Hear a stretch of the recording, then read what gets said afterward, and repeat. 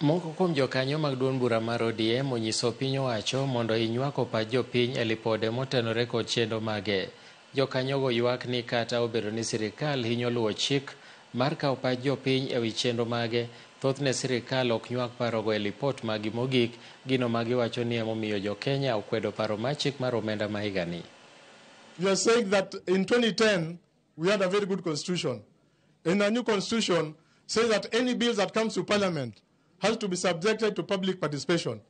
The only mistake that parliament did through the finance committee, Kenyans gave their views on the finance bill.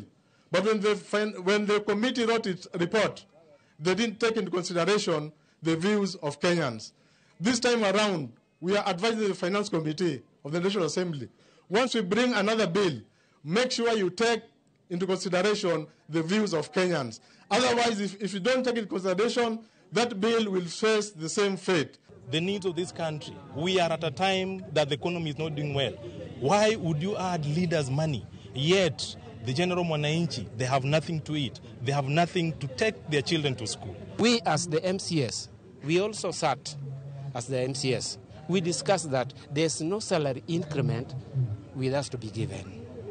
This thing may hinder the generation of the young youths, so that we want to make them sure that there's jobs to be taken, jobs to be given from up, so that each and every person should have anything to put on the table.